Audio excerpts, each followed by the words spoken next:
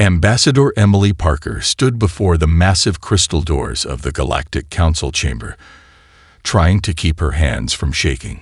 Humanity's first official introduction to the galactic community rested on her shoulders, and the weight of that responsibility made her throat dry. She reached for her water bottle, taking a quick sip before the doors would open. "Remember, Ambassador," her assistant whispered, "the Universal Translation Matrix will handle the language. Just be yourself." Emily nodded, clutching her bottle of spring water like a comfort object. After 6 months of preparation following first contact, this moment would define humanity's place among the stars. The crystal doors parted with a musical chime, revealing a vast amphitheater that seemed to defy physics. Floating platforms held representatives from over 300 species, their forms ranging from crystalline structures to gaseous clouds contained in elegant mechanical suits. As Emily walked to the central platform, she couldn't help but notice how different the chamber was from the briefing materials. The air was incredibly dry, and every surface had a strange waxy coating. Even the light seemed to bend around certain areas, creating shimming barriers between sections. The platform rose smoothly, positioning her at eye level, or whatever passed for eyes. With the council's inner circle, a being that appeared to be made of living mercury, in a containment suit addressed her first. "Ambassador Parker of Earth." Its voice resonated through the translation matrix. "We welcome you to the Grand Chamber of the Galactic Council.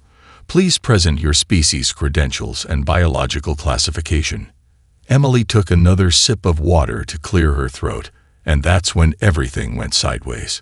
The Mercury being's surface rippled in what she would later learn was pure horror. Containment breach. It shrieked in a frequency that made her teeth vibrate. Universal corrosive agent detected. The chamber erupted into chaos. Crystalline beings began to vibrate at frequencies that made their platforms hum. Gaseous representatives compressed themselves into tight balls within their suits. Multiple emergency fields snapped into place, creating a rainbow of containment barriers around her platform. "Please remain calm." A voice boomed through the chamber. "Level 1 containment protocols are now in effect. Do not break your personal protection fields." Emily stood frozen, her water bottle still raised to her lips. Hazmat-suited figures were now rushing onto her platform, waving devices that emitted strange patterns of light. "Ambassador," one of them addressed her through their suit, "please confirm, are you currently experiencing molecular dissolution?" "Am I what?" Emily blinked.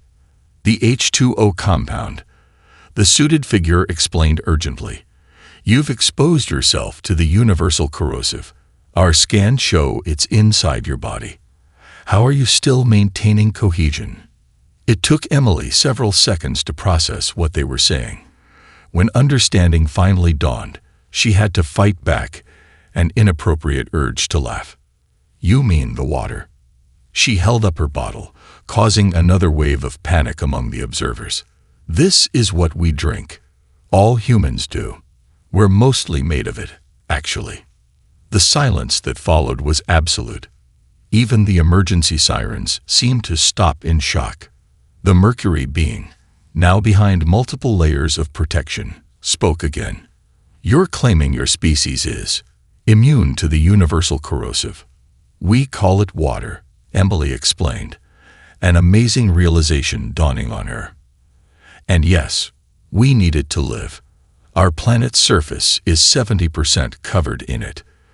The translation matrix struggled to convey the multiple gasps, shrieks, and other expressions of disbelief that filled the chamber. A planet of water walkers. The Mercury being's voice held a mix of horror and fascination. The legends were true. The ancient texts spoke of a species that could bend the great dissolving force to their will, but we thought it was a myth. As Emily watched the continuing chaos around her, she realized that humanity's introduction to the galaxy had just taken a very different turn than anyone had expected. They had prepared for cultural differences, technological gaps, even biological incompatibilities. but nobody had considered that something as simple as a bottle of water would turn humans from newcomers into living legends. The emergency quarantine chamber felt more like a luxury suite, if you ignored the triple-layered containment fields and the warning signs about deadly Earth compounds. Emily Parker sat on a surprisingly comfortable anti-gravity chair, watching as a team of alien scientists studied her water bottle from behind multiple protective barriers. Fascinating. The lead researcher, a towering being made of interlocking crystal formations, called Dr. Zix, muttered while manipulating the bottle with remote Waldos. "And you say human children regularly play in large collections of this substance. We call them swimming pools," Emily explained, fighting back another smile. "And oceans, lakes, rivers, pretty much anywhere water collects." The crystal formation shuddered, creating a chiming sound that the translation matrix rendered as a mix of horror and amazement. Your young intentionally immersed themselves in the universal corrosive for entertainment. Before Emily could respond, her personal communication device chimed. The humans back at Earth's temporary embassy had finally sent the files she'd requested. With a quick gesture, she projected a hologram of children playing in a splash pad. The reaction was immediate. 3 of the junior researchers fell into emergency stasis mode, their bodies shifting into protected configurations. Dr. Zix's crystal structure vibrated at a frequency that made the observation windows hum. "By the first stars," the lead scientist whispered. "They're throwing it at each other." Emily quickly shut off the projection. "I'm sorry, I didn't mean to cause distress." No, Dr. Zix waved a crystalline appendage. "This is valuable data. Disturbing, but valuable." The scientist pulled up a holographic display. "Look at these readings. The H2O isn't just failing to dissolve your cellular structure. Your body's actually incorporated. You've domesticated the most dangerous substance in the known galaxy." A new voice joined the conversation as the chamber's main door cycled open, which is precisely why Earth must be quarantined immediately. The speaker was a tall, elegant being whose body seemed to be made of flowing metal, similar to the council member from earlier, but with a darker, almost black sheen. Ambassador Nixra, the council's chief of planetary security, glided into the room with an air of authority that transcended species. "The danger is too great," Nixra continued. "One human child with a water container could accidentally dissolve an entire space station's population." Emily stood up, her diplomatic training kicking in. "With all due respect, Ambassador, that's an extreme response. Humanity has already demonstrated we can handle water responsibly. Responsibility is not the issue." Nixra's surface rippled with what Emily was learning to recognize as agitation. "Our civilizations have spent millennia engineering our environments to keep H2O exposure to absolute minimums. Your very biology makes you walking catastrophes." "Or walking solutions," Dr. Zix interjected, crystal structures glowing with excitement. "Think about it, Nixra. How many industrial processes do we avoid because of H2O risk? How many planets remain unexplored because of their water content? The humans could revolution. They could revolution us into extinction." Nixra cut in. "I'm calling an emergency council session. Ambassador Parker, your presence will be required." As the security chief glided out, Emily's device chimed again. This time, it was a message from Earth that made her heart skip. A Category 4 hurricane was heading for their main diplomatic complex in Florida. She had less than 12 hours to convince the council that humans weren't a threat before they discovered that her people built cities in places where water regularly fell from the sky in devastating quantities. "Dr. Zix," she called out to the scientist, who was still examining her water bottle. "How would you like to help me prevent an interstellar incident?"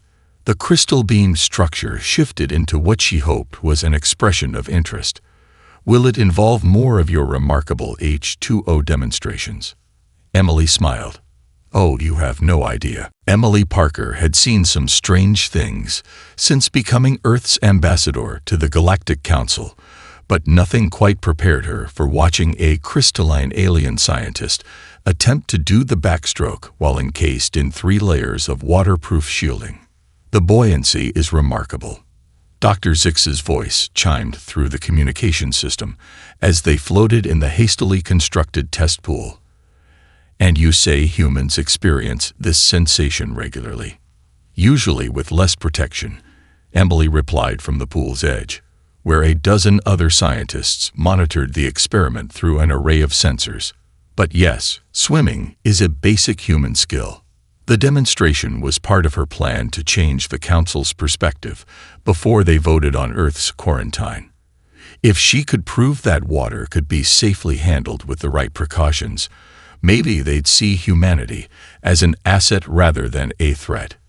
A ripple of alarm spread through the observation team as Dr. Zix attempted a clumsy roll in the water. The crystalline scientists' joy was evident in the rainbow patterns flickering through their structure. Ambassador, a urgent voice called from the laboratory's communication console. The council chamber is receiving multiple emergency reports. Something about water falling from the sky over your diplomatic complex. Emily's heart sank. The hurricane had arrived early. Put it on the main screen, she commanded, already moving toward the console.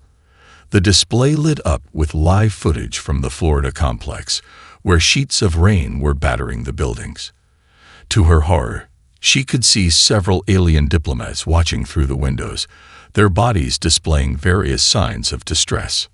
By the void, one of the scientists whispered, "It's a natural H2O bombardment." Not bombardment, Emily corrected quickly, just weather. It's a natural process on Earth. Our buildings are designed to handle it. Handle it. Ambassador Nixra's voice cut through the room as the security chief materialized from a transport beam. You've built your civilization in an environment that regularly showers you with universal corrosive, and you call this natural. But before Emily could respond, Dr. Zix's voice rang out from the pool. It's brilliant. All eyes turned to the crystalline scientist, who was now standing in the shallow end, water droplets rolling off their protective field. Don't you see? Dr. Zix continued, their structure glowing with excitement. The humans haven't just adapted to H2O. They've mastered it. Their infrastructure, their technology, their entire society is built around managing the most dangerous substance we know. And they do it so well, they consider it common. Emily seized the moment. Ambassador Nixra, instead of quarantining Earth, why not let us help? Humans could maintain water-sensitive systems, handle hazardous H2O cleanup, even make water-rich planets accessible for colonization. The security chief's metallic surface swirled with conflicting patterns and risk contamination. The political fallout would be nothing compared to the benefits. A new voice interrupted. A holographic projection appeared in the center of the lab, showing the council's inner circle. The Mercury-like being from Emily's first presentation was at the front. We've been monitoring your experiments, Ambassador Parker. The council leader's voice resonated. And while the hurricane situation is concerning, your species' ability to function in such conditions is remarkable. Perhaps there is a middle ground between quarantine and full integration. Emily held her breath as the leader continued. We are prepared to offer Earth provisional status, with a focus on water management and H2O hazard operations. However, the leader's surface rippled. We will need a demonstration of your capabilities, something to prove to the General Assembly that humans can be trusted with their unique abilities. Emily smiled. She'd been hoping for something like this. Actually, she said, I have just the thing in mind. Dr. Zix, how would you like to help me show the council what a human water park looks like? The crystalline scientists' excited chiming nearly shattered every beaker in the lab. The artificial beach inside the Galactic Council's demonstration chamber had taken 3 days to build, But Emily Parker thought the results were worth every second of effort. Gentle waves lapped at the shore, creating a peaceful sound that made half the alien observers retreat behind additional safety barriers. "The containment fields are at maximum," Dr. Zix announced, their crystalline form gleaming under the artificial sunlight. "Though I still think we should show them the water slide concept." Emily chuckled. "Let's not give the security team any more heart attacks, or whatever they have instead of hearts." The demonstration was going better than she'd hoped. Dozens of human volunteers were showing off various water activities, from simple swimming to advanced diving. Each activity was being carefully monitored and recorded for the council's analysis. Then the emergency alarms began to scream. "Ambassador Parker." A voice cut through the chaos. "We have a situation at Proxima Station. Major coolant leak in their core systems. The station's primary cooling arrays are failing." Emily's blood ran cold. Proxima Station was the largest deep spaceport in this sector, home to over 50,000 beings from across the galaxy. "How long until critical failure?" she demanded. 3 hours. "The station's emergency teams can't get near the leak.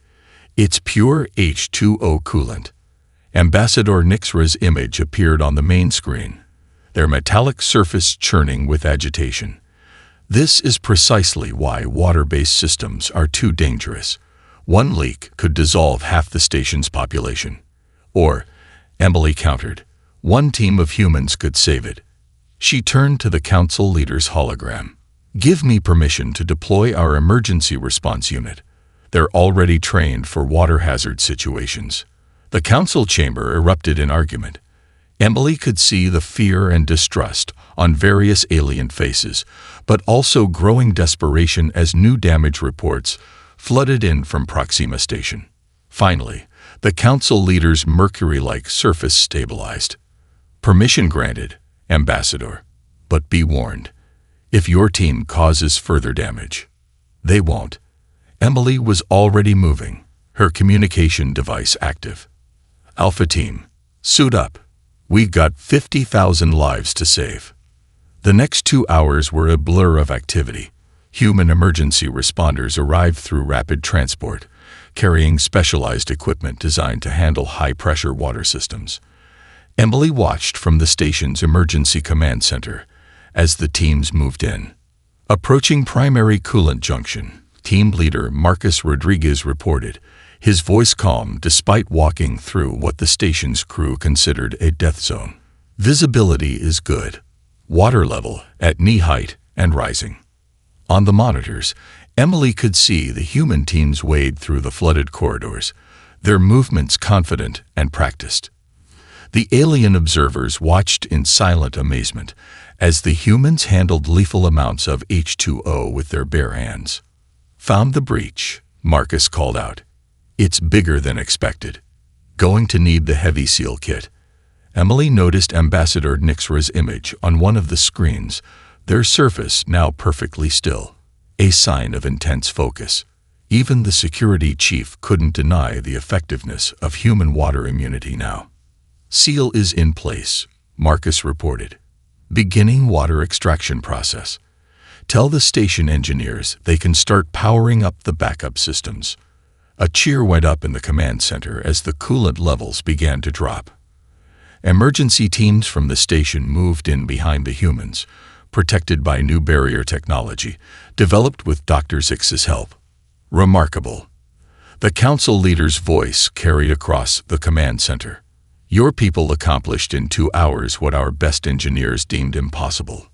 Emily allowed herself a small smile. "Just wait until we show you how we handle underwater construction." But her moment of triumph was interrupted by a priority alert. Reports were coming in from multiple sectors. More water-based systems were failing across the galaxy, all at the same time. This wasn't an accident. Someone was trying to prove a point about the dangers of water, or about the dangers of humans. The emergency council session had been running for 6 hours, and Emily Parker's patience was wearing as thin as the station's compromised coolant lines. Holographic displays showed 15 different systems across 9 sectors, all experiencing unexpected water-based failures. This cannot be coincidence. Ambassador Nixra's metallic surface was almost violent in its churning. First Proxima Station, then the Artuvian colony's hydroponic barriers, now the Zeta-9 mining facility's pressure systems. Someone's making a statement, Emily agreed, surprising the security chief. And I think I know. She gestured to Dr. Zix, who had been analyzing the attack patterns. The crystalline scientists structure pulse with different colors as they brought up a new holographic display. All affected systems were recently retrofitted with new safety protocols, Dr. Zix explained, by the same corporation. Drytech Industries. The council chamber erupted in murmurs. Drytech was the largest manufacturer of water protection technology in the galaxy. They'd made their fortune keeping aliens safe from H2O exposure. And now that humans are offering alternative solutions, Emily let the implication hang in the air. A new alert flashed across the screens. Emily's heart stopped as she read the location. Earth's diplomatic complex. Security breach in progress. The automated system announced. Unknown agents have accessed the complex's environmental controls. Emily watched in horror as the complex's internal cameras showed dozens of alien diplomats in the main hall, all trapped behind suddenly activated security fields. Above them, the fire suppression system was beginning to activate. No. Ambassador Nixra's surface went almost white. That system uses pressurized H2O. It'll dissolve everyone inside. But Emily was already moving.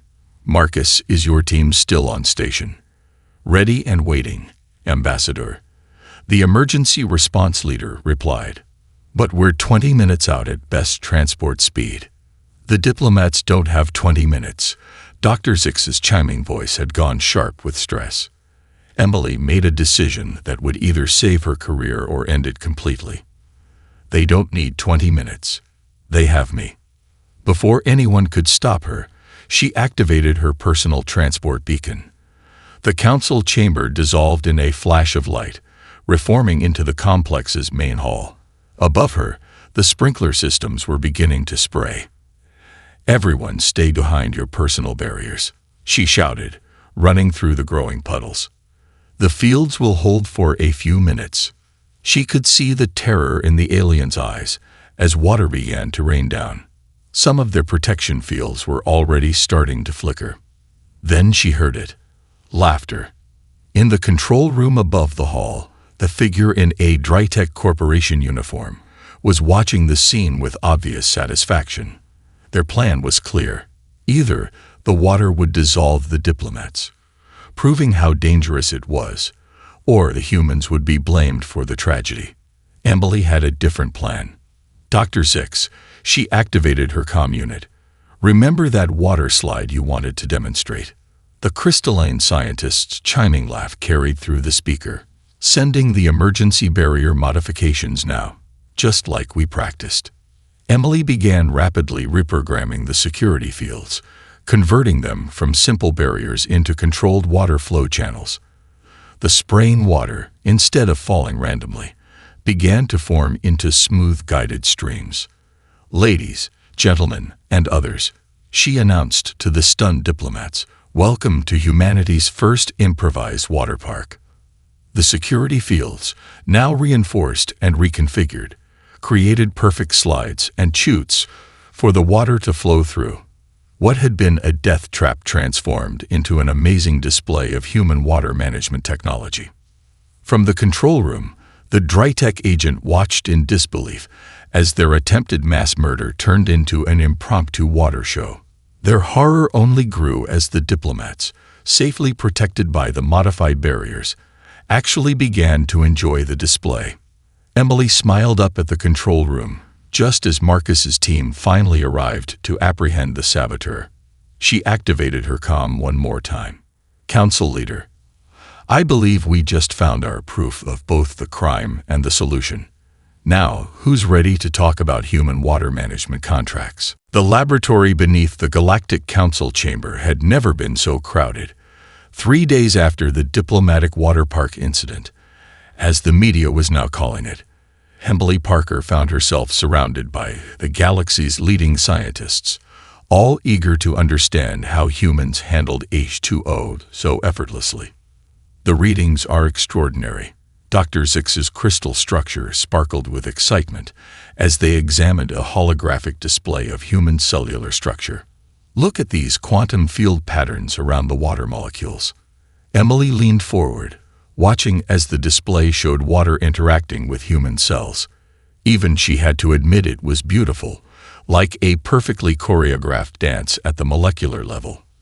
It's not just immunity. A gaseous scientist named Professor Vex added from their containment suit. Your bodies actually guide the water molecules, creating microbarriers that prevent the corrosive effect. Which explains how Ambassador Parker was able to redirect the sprinkler system. Ambassador Nixra said, their metallic surface now showing patterns of intrigue rather than suspicion. You don't just survive water, you direct it. The security chief had undergone quite a change of heart since the Drytech Corporation's plot had been exposed. The company's attempt to discredit humans had backfired spectacularly, leading to a full investigation of their business practices. But here's the real breakthrough, Dr. Zix chimed excitedly, bringing up a new display. We've isolated the quantum field effect. With the right technology, we might be able to replicate it. The laboratory erupted in excited chatter. Emily caught fragments of conversations about revolutionary protection systems and new frontiers in H2O management. How long until we could have a working prototype? She asked, already thinking about the diplomatic implications. Dr. Zix's structure dimmed slightly. That's the challenge. We can create the field in theory, but maintaining it requires enormous energy. It would take a power source unlike anything we currently. They were interrupted by a priority alert. Emily's heart sank as she read the message. Another water system had been compromised, this time on a scale they hadn't seen before. The Centauri Deep Space Hub. Ambassador Nixra's surface went almost white. Their main reactor uses a water-based cooling system. If it fails, the entire hub would be flooded. Professor Vex finished. Over 1 million beings at risk. Emily looked at the quantum field display, then at Dr. Zix. What if we had a bigger power source? Say, a space station's main reactor. The crystalline scientist's structure pulsed with understanding. You want to convert the entire hub into a giant version of our protection field. That's actually brilliant, but the calculations would need to be perfect. One mistake. Then we better not make any mistakes, Emily said, already activating her communication device. Marcus, get your team ready. Dr. Zix, how fast can you adapt your field generator design for large-scale use? With the whole science team working on it. Maybe 6 hours. Emily checked the hub's status. You have 4. As the laboratory burst into frenzied activity, Ambassador Nixra approached Emily. This is an enormous risk, Ambassador Parker. If it fails, it won't, Emily said with more confidence than she felt. Because we finally understand why humans can handle water. We don't just resist it, we work with it. And now we're going to teach the rest of the galaxy to do the same. She looked around the lab, where humans and aliens were working together, racing against time to save 1 million lives. This was what she'd hoped for since first contact, not just coexistence, but true collaboration. Besides, she added with a slight smile, I think it's time for the galaxy's biggest swimming lesson. The Centauri Deep Space Hub's main control room was chaos given form. Emergency alerts flashed across every screen, while engineers from 12 species worked frantically to prevent a catastrophic reactor failure. In the center of it all, Emily Parker watched as Dr. Zix made the final adjustments to their makeshift quantum field generator. The mathematics must be perfect. The crystalline scientists chimed, their structure vibrating with both excitement and anxiety. One miscalculation, and the field could collapse. No pressure, Marcus Rodriguez said from his position by the engineering console. His emergency response team was spread throughout the hub, ready to act the moment the field activated. Just 1 million lives depending on use converting some theoretical physics into a station-wide water shield. Emily's communication device buzzed with an incoming message from Ambassador Nixra. Drytech agents have been detected in the lower levels. They're trying to accelerate the reactor breach. They really don't know when to quit, do they? Emily muttered. Status of the evacuation. 30% complete, the security chief replied. But the remaining escape pods won't launch in time. We need that field. Dr. Zix's crystal structure suddenly blazed with light. It's ready. But we need more power.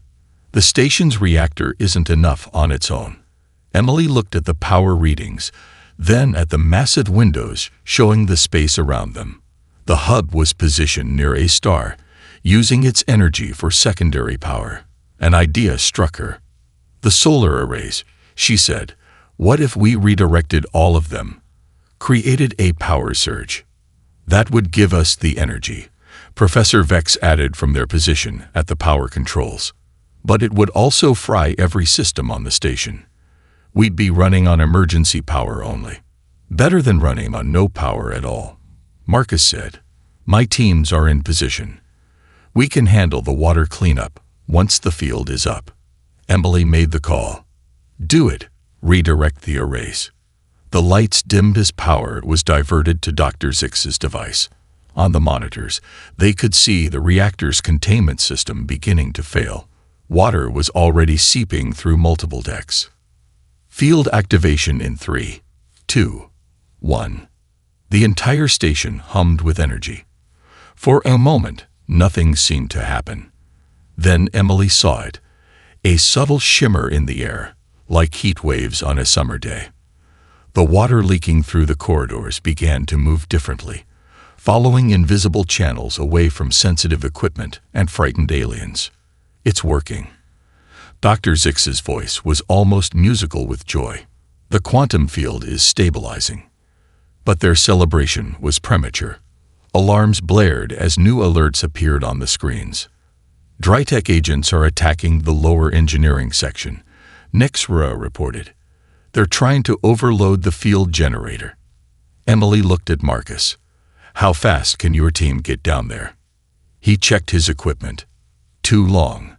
The turbolifts are down with the power redirect. Then we do this the fun way, Emily said, moving to a control panel.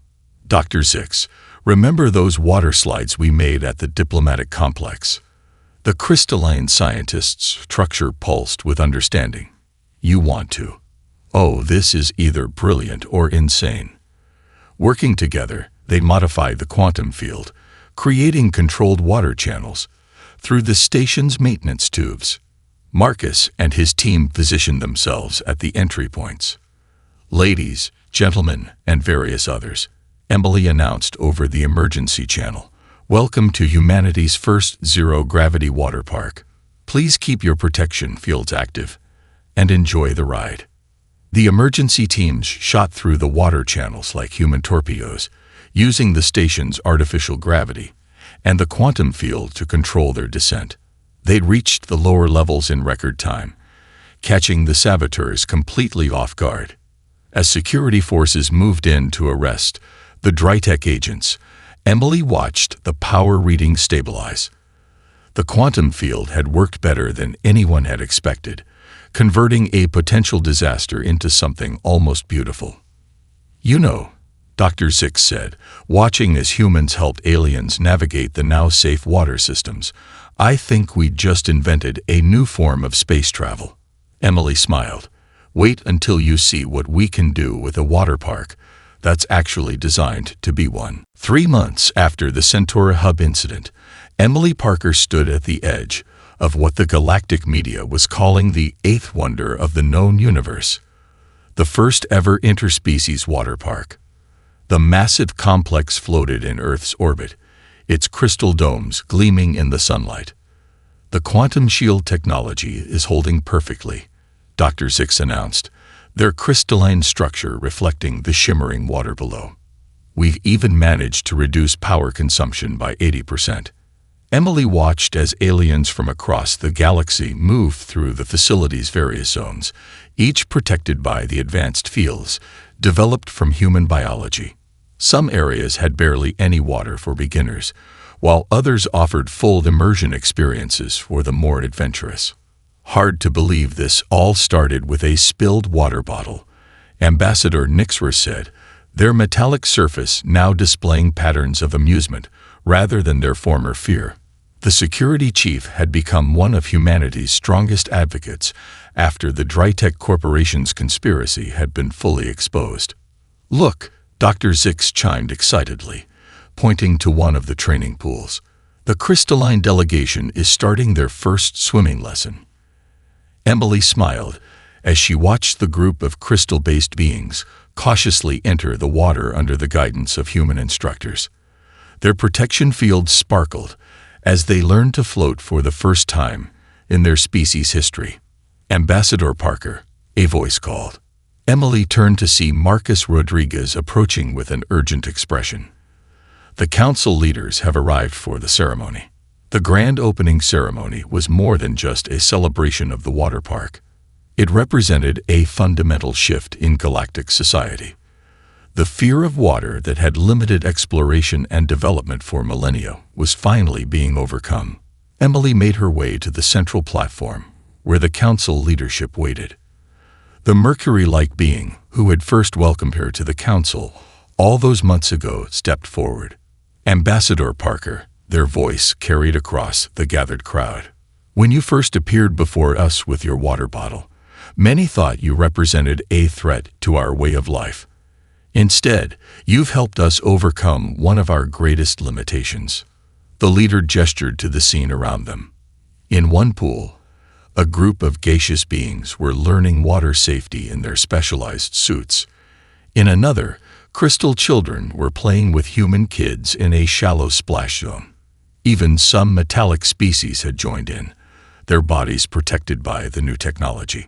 "The Galactic Council hereby establishes the Terran Water Management Authority," the leader announced. "Earth will leave the galaxy in H2O safety, training, and implementation. Additionally, all charges against the human species for reckless water handling are hereby dropped." Laughter rippled through the crowd at that last part. Even the most conservative council members had to admit that humanity's reckless approach to water had turned out to be a blessing. "There's just one more thing," Emily said, stepping forward. "Dr. Zix, would you like to show them?" The crystalline scientist practically bounced with excitement as they activated a hidden control panel. The ceiling of the main dome transformed into a massive screen, showing live feeds from across the galaxy. Dozens of worlds that had been deemed too water-rich for settlement were now showing signs of development, protected by human-designed shield technology. "We're not just teaching the galaxy to swim," Emily addressed the crowd. "We're opening up whole new worlds for exploration, and we're doing it together." As if to punctuate her words, a cheer went up from the training pool. The Crystal delegation had just successfully completed their first synchronized floating formation. "You know," Ambassador Nixra said quietly, "when you first showed us humans playing in water, we thought you were insane. Now look at us. We're building water parks in space." Emily watched as more aliens lined up for swimming lessons, their former fear of water transformed into curiosity and adventure. "That's humanity for you," she replied with a smile. "We don't just face our challenges. We turn them into theme parks."